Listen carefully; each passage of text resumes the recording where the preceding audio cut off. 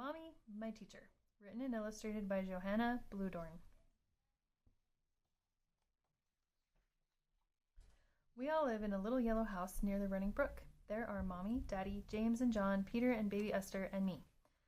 Daddy and Mommy love us, so they take care of us and teach us. Daddy is a farmer and must work in the fields every day, but Mommy is always here with us when he must be away. My brothers, James and John's, are twins. They look very much alike, except that James has brown hair while John's is yellow like Daddy's.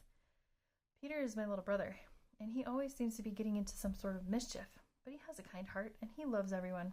Above all, Peter is He's devoted to baby Esther, whom he wants to hold every day. Esther is a sweet baby, and she has such pretty dimples when she laughs. Peter makes her laugh often. We have many animals here on our farm, but I will just tell you about our own dear pets. First of all, there are Toby and Pippin, our dogs. Toby belongs to James, and Pippin is John's. My own pet is a soft white kitten named Wooly. Daddy gave her to me on my last birthday when I turned 17. There is also little Dorrit, Mommy's parrot. She is quite old, nearly 20, I think. Mommy has had her since before she married Daddy.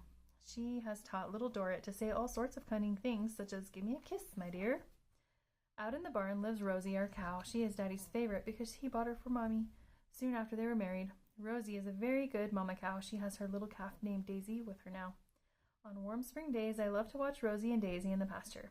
Daisy trots everywhere after her mother, and she is so very curious about all the other animals and birds.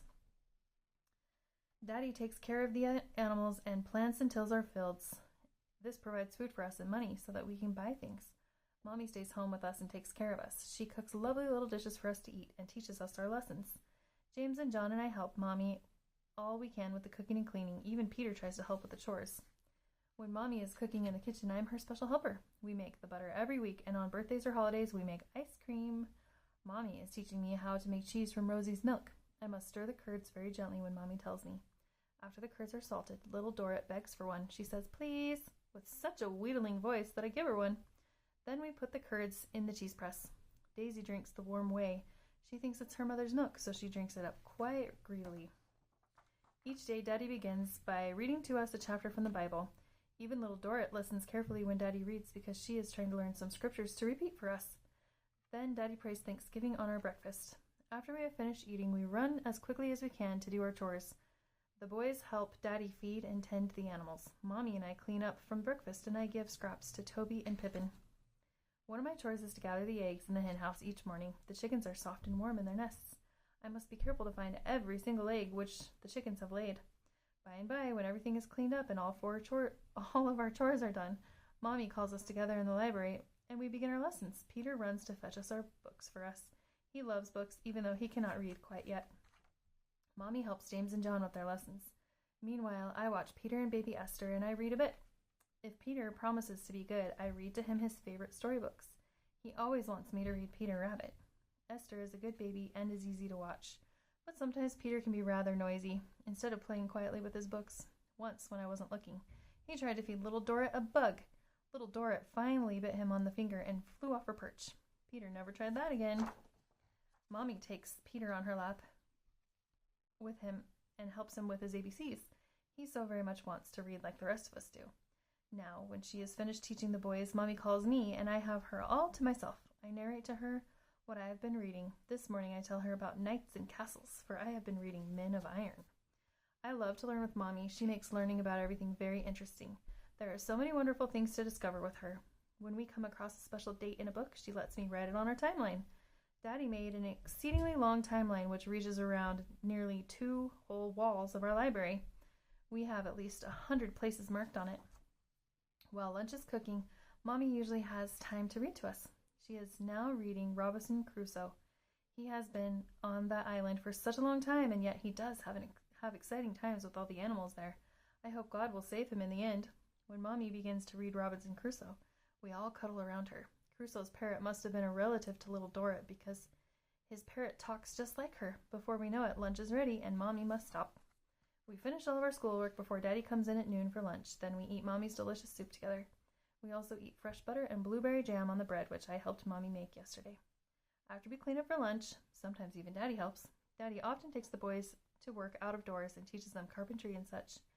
They are making a rocking chair for Mommy, but we're keeping it a secret until her birthday. Now, when only we girls are at home, Mommy brings out all of her lovely bits of cloth.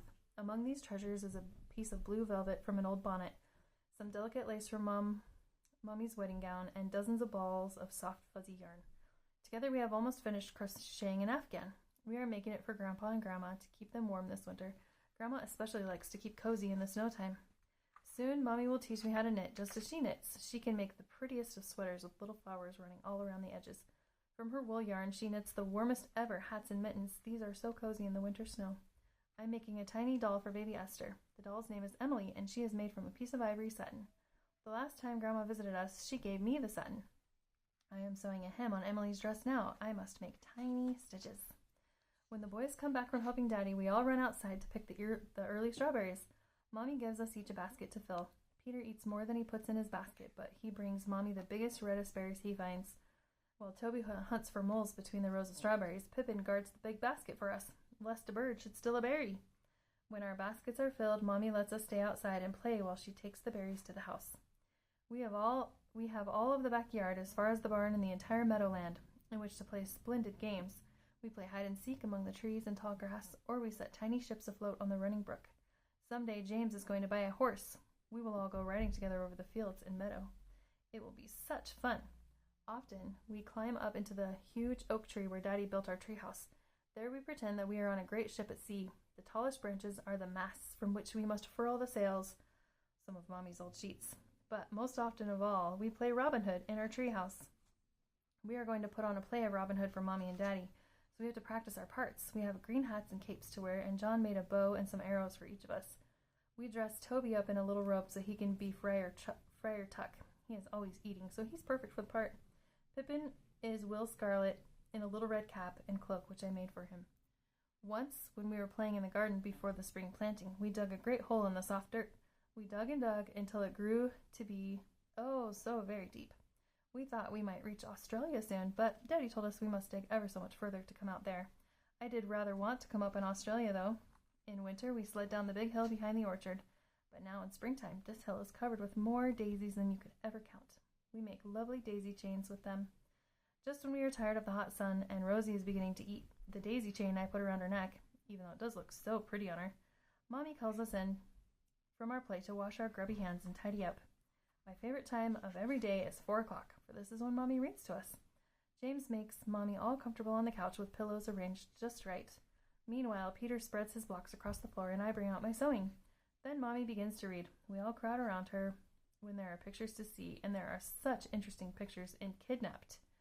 If we are at an especially exciting part of the book and we all beg her not to stop, then Mommy will read longer than usual.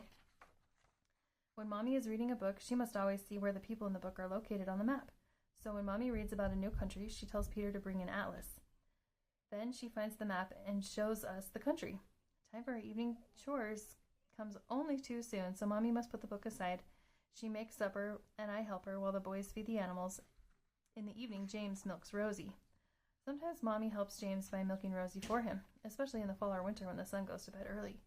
Soon I will be able to help too. Rosie is such a gentle cow to milk, and she never kicks. I know Mommy likes to milk her. But today Mommy and I are going to make strawberry rhubarb pies for supper. As we work together, Mommy shows me how to make the pies just the way Grandma taught her to make them years ago. Later, when the pies are cooking, we make a big green salad fresh from the garden. Just as Mommy is taking our pies from the oven, Daddy and the boys come in from the barn bringing the milk with them. I set the table while the boys clean up. Then we eat supper together. At exactly 7 o'clock every evening, we gather in the living room for Bible study. Daddy reads the Bible, then he asks us questions on what we just read. Sometimes the questions are quite difficult. Our evenings are filled with all manner of merriment. We often play games in the warm firelight of the long winter evenings. Then we play music together. Mommy is teaching me to play her violin. She plays it beautifully, and little Dora often sings along as Mommy plays our favorite songs. Every night before bedtime, Daddy reads to us. He is reading The Hobbit to us now. We cannot wait to find out what will happen next to Bilbo and the dwarves. While he reads, Mommy and I sew, and the boys build hobbit holes from Peter's blocks and from bits of old cloth. Now it is bedtime, and we trot upstairs to our waiting beds. Later, Mommy and Daddy come in and pray with each of us, tuck us in, and kiss us goodnight. The end.